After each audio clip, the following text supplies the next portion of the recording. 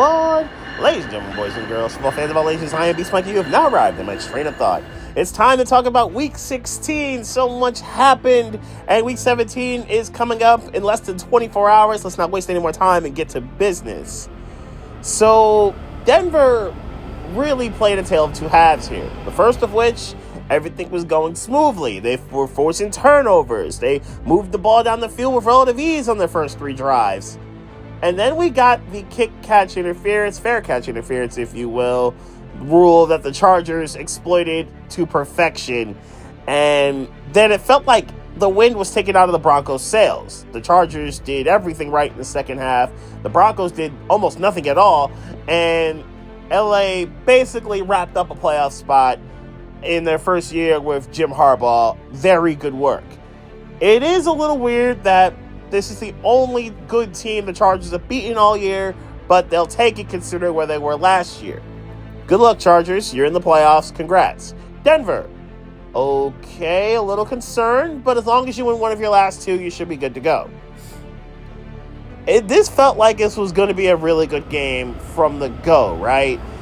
Houston played pretty well. They got home and got to Patrick Mahomes. They were able to get down the field a couple times. Things were looking pretty good. C.J. Stroud threw his best pass of the day to Tank Dell for that touchdown. But it was on that play where it felt like everything changed. It felt like the wind was taken out of the Texans' sails, and Houston could do almost nothing else after the Tank Dell devastating injury. It's unfortunate to see that he destroyed his kneecap and his ACL. Like, the whole knee is messed up. It's really, really bad to see that. They still put up an admirable fight, all things considered, but it felt like they emotionally were not at Arrowhead Stadium.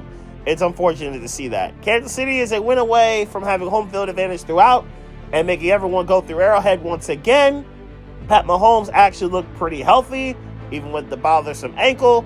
But now, if Kansas City takes care of business tomorrow, and I will talk about that in this video, the Chiefs have home field throughout and are able to rest Mahomes and company for Week 18 or potentially lead to the Broncos' elimination.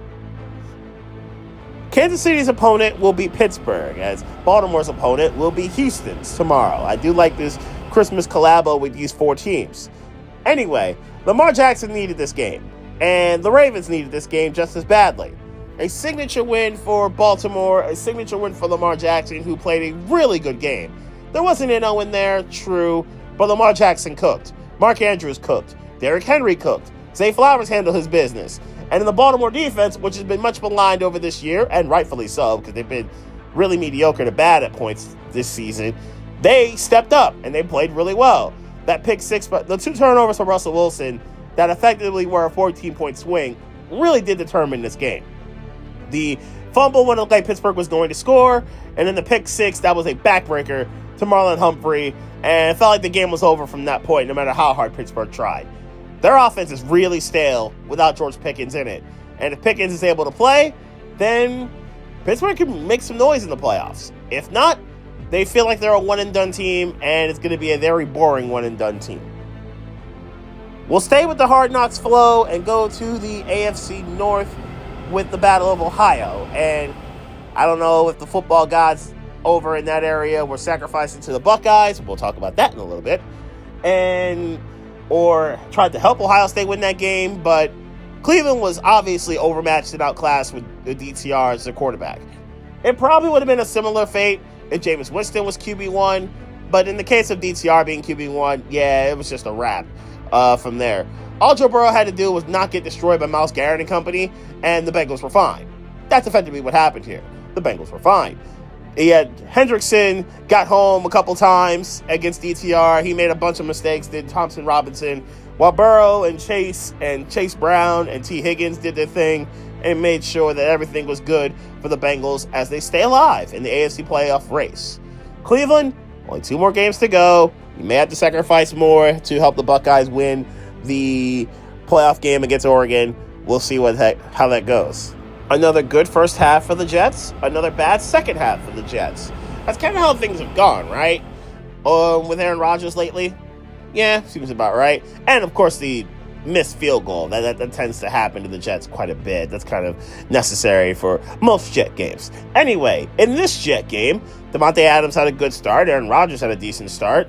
And Matt Stafford couldn't do much of anything for a lot of the first half. But then things got a whole lot worse for said Jets and got a whole lot better for said Rams once everyone realized, oh wait, the Rams are a far superior team. The Rams played like it. Matt Stafford played like it to some degree. The Rams defense actually showed up and showed out to some degree, and maybe part of it's because of Olu Fasano's injury. It's a devastating one for a rookie left tackle who was playing tremendously well lately. Anyway, the Rams did what they needed to do in the second half. They forced enough turnovers.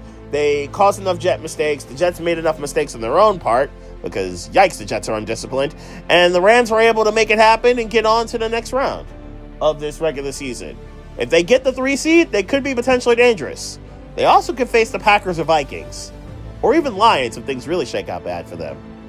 Other than that, there's not much else to say here. The Jets have 2 more games left, and now we're looking to wonder if Aaron Rodgers even plays in them. So this worked out pretty much as a lot of us expected. The Falcons are kind of good, the Giants are very bad, and Mike Penix didn't have to do very much as long as he didn't crash the car. He did not crash the car. Bijan Robinson got the ball somewhat. Drake London got the ball somewhat. Kyle Pitts did not. And then the Falcons defense handled the rest. It was Jesse Bates and Matt Judon, their 2 most talented players on that unit, getting pick sixes. It was a dominant performance against Drew Lock, and it helped me get to the fantasy championship game, which is a beautiful thing for my part. Anyway, Falcons did what they needed to do. But would they get the help they needed to get from the Cowboys? We'll talk about that. Arizona. A team that started out really well and respectfully when the first couple of months of the year, now all of a sudden they crumble. And that's truly an unfortunate sight for a Cardinal team that looked like they were going to be promising, and then all of a sudden, not. They played really bad in the first half against Carolina and then seemingly got it together only to kind of crumble when they needed the most. Unfortunate sight for Kyler Murray and his crew. Marvin Harrison not developing as fast as I think a lot of us thought is a little disappointing. But it's a good performance for the Panthers, who have some hope now. And their 2 best players, or at least the 2 players that are the most valuable and important on their offense, are honestly developing. Chuba Hubbard has always been like that. And then you see the performance from Bryce Young lately, for the most part, not in the Dallas game, but for the most part, and it's okay. All right, not bad here. A very disappointing end to what looked like it was going to be a decent season for Arizona. As for the Panthers, hope. It's something you haven't had in 2 years. I'm not going to say too much about this Lions-Bears game because, let's face it, we've all heard it. And it would be repetitive. Ho-hum, Detroit did what they needed to do. Detroit was disrespectful. They blew out another terrible opponent. Yeah, we all saw that before. Ho-hum, the Bears are as bad as you would expect. Their miserable season continues. They still haven't recovered from the Hail Mary, yada, yada, yada. Again, we've been here before. It's expected. The disrespect, though, from the fake fumble to wide-open Sam Laporta throw was hilarious, though. I will say that. Other than that, not much else to say. Lions, you're 2 wins away from home field throughout and a bye. The latter part's the incredibly important part here, considering how ravaged your roster is due to injury. The Bears, you're 2 games away from having another top 10 pick, and you need to figure out your coach situation ASAP, because if you don't, then yeah, Caleb Williams will be wasted. The Jonathan Taylor revenge game. We all saw what happened a couple of days ago, where Jonathan Taylor had a long touchdown run against the Broncos, and then he fumbled it at the 1 or dropped it at the 1, and from then on, Denver dominated the game. And we all thought, okay, maybe the Colts' luck is finally running out. They have played Russian roulette with a lot of their games this year and have somehow survived all of them. They did not survive in Denver. They did survive this one, and it shouldn't have ever been anywhere close to a Russian roulette style situation. The fact that this was 38-7, and then Tennessee made a furious run in the fourth quarter to actually make this a viable game at 38-30, where the Titans had 2 possessions, really 1, because the last one was a Hail Mary situation, to try to tie this game is really, really wild. But it happened. And though the Colts really can't throw the football, they definitely ran it well with Jonathan Taylor, who was clearly motivated to atone for his sin. Good work there. Tennessee does lose, which is what they needed to do because your draft pick depends on it. And Titans, if you look at this in one way, you now have a top 5 pick. Good. Indianapolis, you need a little bit of help, but you're not too far away from the playoffs.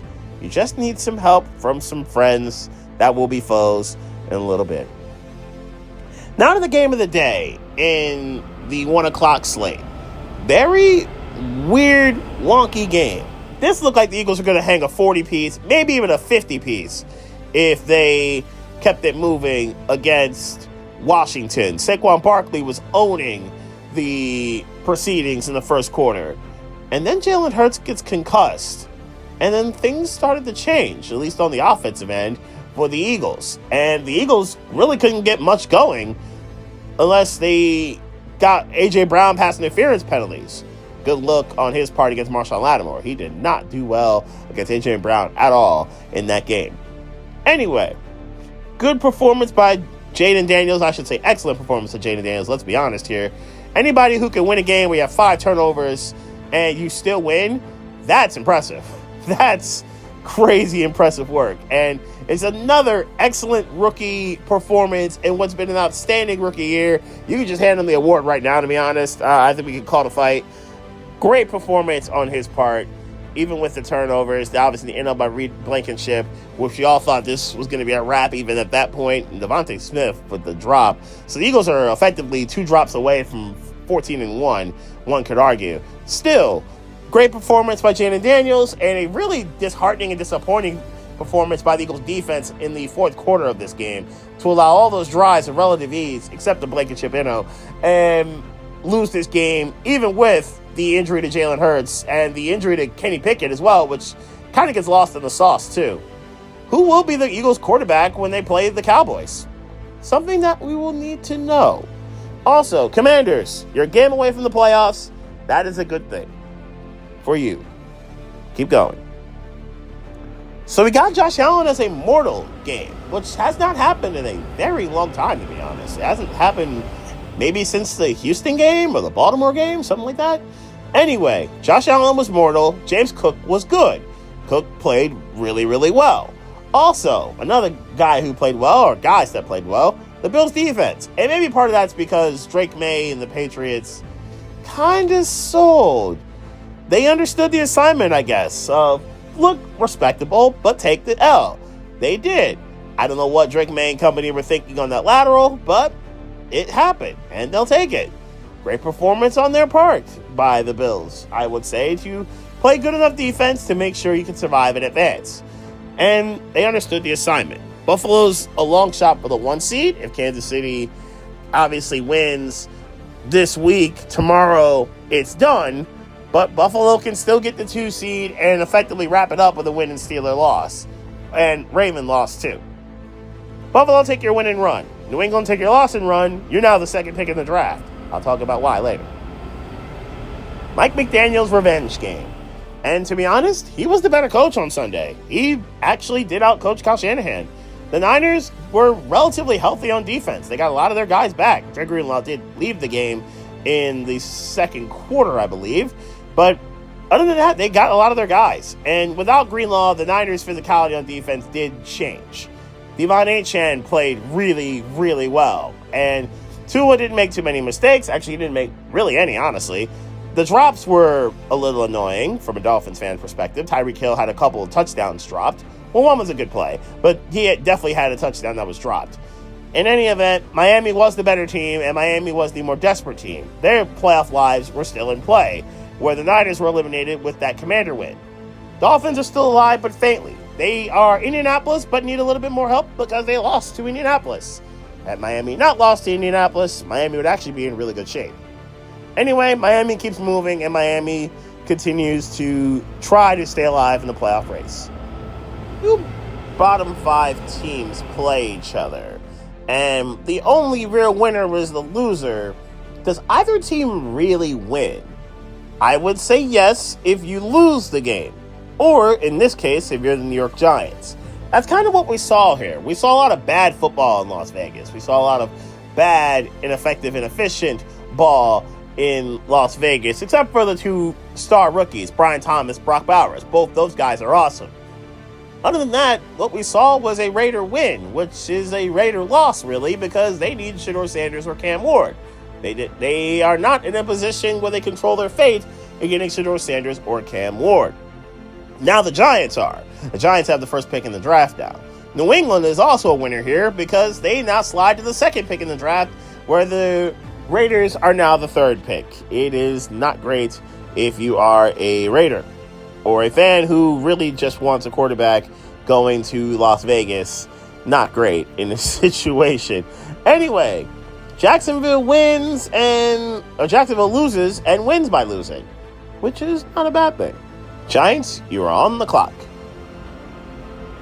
So this was an ugly performance for Geno Smith in some regards. This was a good performance in other regards as well. DK Metcalf finally scored. Fantasy owners and gambling enthusiasts rejoice in that fact. We got a pretty good run defense by the Vikings against Zach Charbonnet and Kenneth Walker, especially Charbonnet because he didn't do much of anything in that game. But we got a good performance by their run defense, and we got Geno Smith having to try to throw his way to a victory. It did not go down as effectively or efficiently. What we saw also was Sam Darnold's signature throw. What a throw to Justin Jefferson to get the lead late in that game and to effectively close it out when it came to the scoring. That was an incredible throw on his part where he had to have it and they had to have it. Minnesota being 13-2 is a crazy storyline, and to be honest, they're a worthy 13-2 with the way they played. Great work by Kevin O'Connell and Brian Flores and company as the Vikings keep it moving. They can still get the 1 seed. All they have to do is keep winning, and they're going to get it. It's going to take a whole lot of effort, though, considering their opponents left, one of which I'll talk about later. For Seattle, they have blown their opportunity to control their fate, but they kind of can still control it at the very end of the season. That's a game I'm sure I'll talk about next week. So Atlanta and Tampa Bay kind of had a tag team match where they had to pick an NFC East team to rely on. Unfortunately for the Bucs, it was the Giants that they drew as a partner. That did not work out. At least they have a second chance I'll talk about later. And for the sake of the Falcons, they had the Cowboys to rely on. And this actually worked, and worked really well. Dallas actually outplayed Tampa Bay. The Bucs made a lot of mistakes and were incredibly sloppy. We saw bad Baker Mayfield to some degree, and in other cases, it was an incredibly opportunistic Cowboys defense that lived up to its mantle and lived up to its hype. We saw Mike Evans get relatively shut down, which was surprising. Bucky Irving get almost completely shut down, which was also surprising. A great performance by the Cowboy defense, a disappointing performance by the Tampa Bay offense, and Todd Bowles with his defense did not do all that well either. What does all this mean? It means the Falcons now have regained control in the NFC South, where the winner's obviously the 4th seed and the loser's effectively done. Atlanta's got work to do. Get past this week, and the division's more than likely theirs.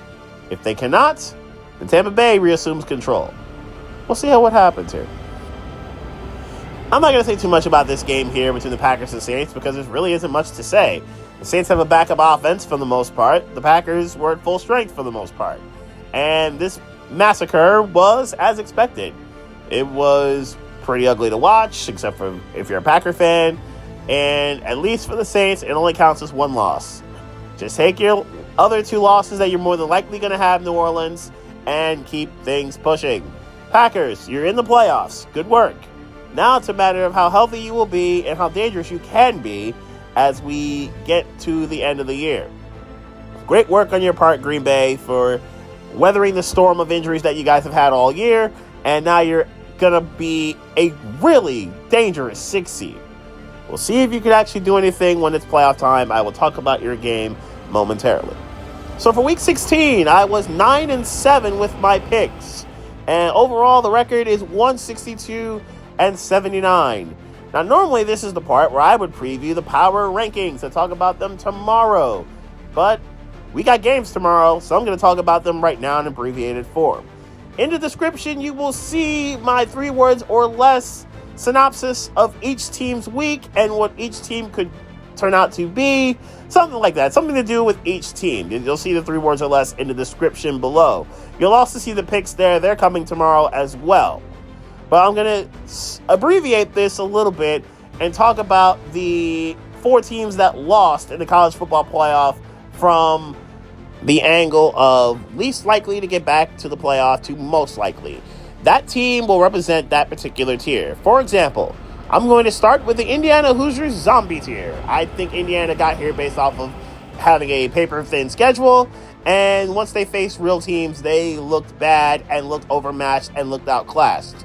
That, I think, is what's going to happen here. I don't think the Hoosiers are going to get anywhere close to the playoff this coming year, because the big 3 in the conference who are still alive are going to come back, and I think Michigan will be better. I would have to think USC can't be worse. I'd have to think that Indiana's going to be back to your 8-4 Windiana, if you will. So the 8 teams in this tier: New York Giants, Jacksonville, Las Vegas, and they're in ascending order, by the way. So New York Giants are 32, Jacksonville 31, Las Vegas 30, so on. Tennessee, Chicago, New England, Cleveland, and the New York Jets. The thing about this tier is that, yes, all these teams suck, but the Raiders did themselves a very bad disservice by actually winning, and now they may have to trade with New England to go get their quarterback that will be left between Shedeur and Cam Ward. Giants, as long as you keep losing, you will be on the clock, and you'll have your quarterback pick of choice, and you control the draft. In a very light quarterback draft, you need one, you can get one, just don't win. Although if you did win this week, a lot of AFC teams would be very happy with you. Anyway, Chicago, you're in another team that doesn't need to win this week because, let's face it, your team has been really bad the last 2 months. I don't expect the Bears to win. I don't think anyone really does, to be honest. And let's get to the Clemson Tiger Monkey's Paw tier. Kind of a weird thing to have a tiger paw and a monkey paw, but I don't think Clemson is as good as what Miami could be, what I'd expect the other team in the ACC that's going to be talked about in the next few seconds to be. I think Miami will be will be better. We'll see what happens there, but I don't think Clemson's going to be able to keep up with the other teams in their conference. Anyway, New Orleans, and if I had a 9th spot for a zombie tier team, the Saints would have absolutely been there. They may be there next week. We'll see. Arizona, Carolina, San Francisco, Dallas, Indianapolis, Cincinnati, and Seattle. So Indy's still alive for the playoffs, so is Cincinnati, so is Seattle. It's just not enough spots in the playoff tier to fit them. And I don't love any of those 3 teams for various reasons. Bengals, their defense is bad. We all know this. Seattle's crumbling because Geno Smith is trying to win games with his arm instead of Kenneth Walker and Tex Charbonnet with their legs. That's not great. Indianapolis is Russian roulette, the football team. There's no way they can keep surviving this, and yet they keep surviving this. And these close games, they win a lot of them. They are bound to lose one, you would think, but they somehow don't. I just don't love it. Did Dallas cost themselves Ashton Jeanty? I don't know. That win might have done it. If they are able to face Kenny Pickett next Sunday at the Link, they may really cost themselves Jeanty. Let's get to the SMU playoff tier. I do think SMU can get back there because of how deep those pockets are. They were badly outclassed at Happy Valley. They had no shot. And where this really went bad for them was the simple fact they decided we're going to fly in the day before the game. What a terrible decision that turned out to be. Jennings was not good. That offensive line was far worse. Anyway, let's get to the SMU playoff tier.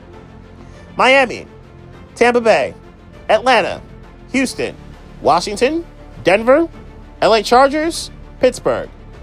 I am a little concerned about the Steelers' offense because without George Pickens, it doesn't exist. It is really bad. Fortunately, Pickens is going to be able to play this week, which is good, but it's not a good offense or a good watch for that matter without Pickens in it. For Denver, surely you're not going to blow this, right? I would like to think you're going to hold up and make this happen, right? For Houston, it's a shame that they lost Tank Dell for the year. That hurts. I still think the Texans can move with Nico Collins and company, but they scream one and done for the Chargers or the Ravens or the Broncos or whoever's going to get the 5 seed. They scream one and done. I am a little concerned about them. Atlanta, don't Falcon this. You've been given a second chance. Do not Falcon this. And in Miami, you're alive. Your schedule is weak. It's on the road, and it's in cold weather cities that won't be necessarily cold. You've been given a golden opportunity. You might be given a second chance. Can you get the help that you need to take advantage of it? And now, obviously, the Tennessee title's here. I do think Tennessee has a decent quarterback in Nico. I think they have respectable weaponry. I do like their defense, although some of those guys are going to be gone. I think that Tennessee could get back there, even though the SEC is nasty. Alabama and Ole Miss and South Carolina will be waiting, and they want their lick back and want to get back into playoff discussions. Anyway, LA Rams, Baltimore, Green Bay, Philadelphia, Minnesota, Detroit, Buffalo, and Kansas City's at number 1.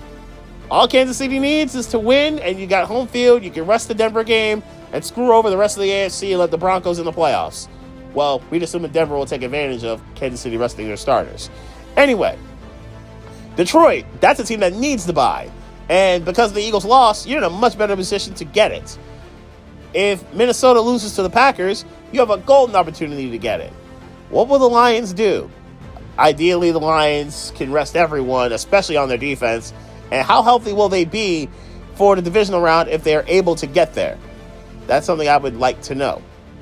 For the sake of the Eagles, obviously it's Jalen Hurts. And if Hurts isn't around, there is a window. There is a world in a scenario that I see where the Commanders could steal the division if Hurts can't go the last 2 games.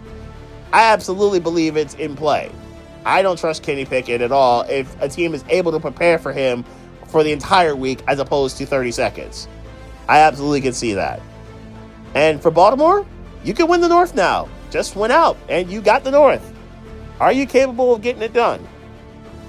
Now let's get to the games of interest that I am going to keep in this power rankings, like this power rankings portion of the video, and start with the zombie tier games. And one of the zombie tier games of note, Jacksonville and Tennessee, is an obvious one.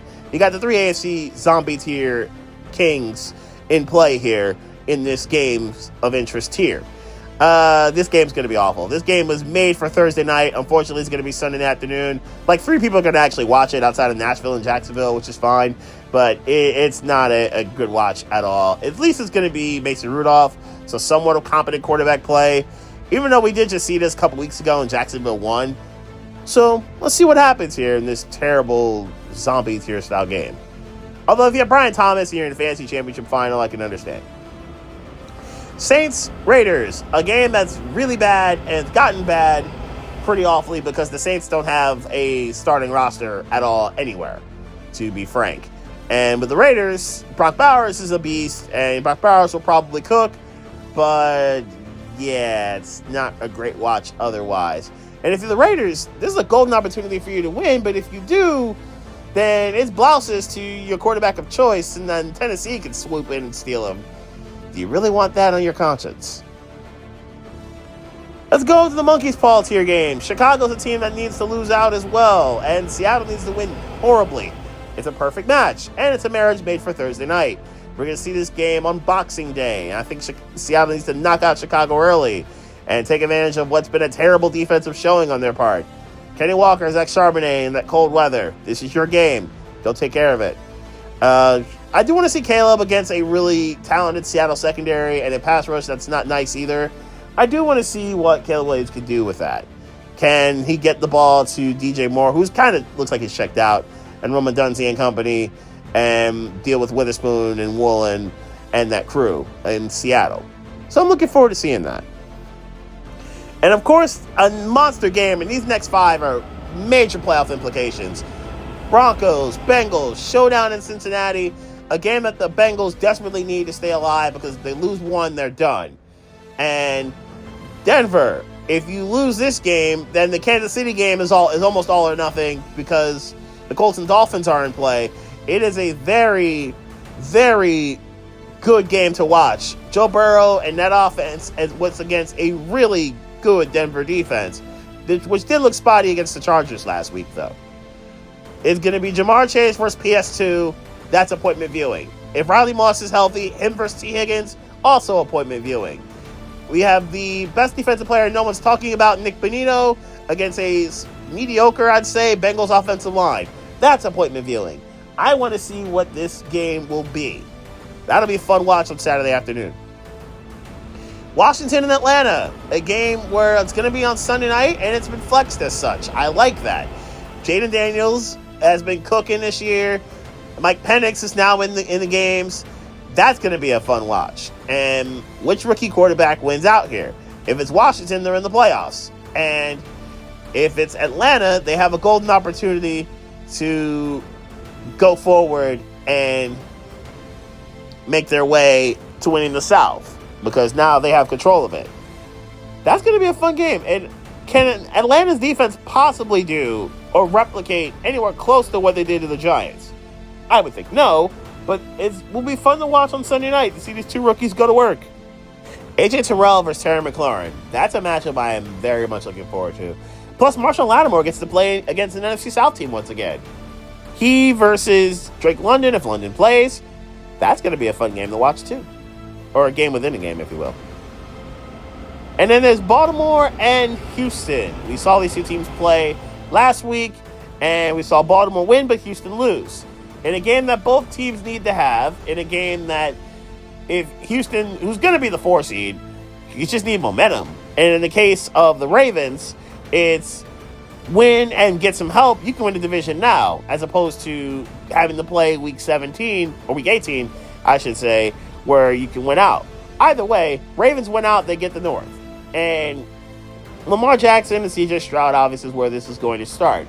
But I do want to know, can the Raven defense do what they've done all year and have stopped the run and contain Joe Mixon? That will be a question that I will need to know the answer to.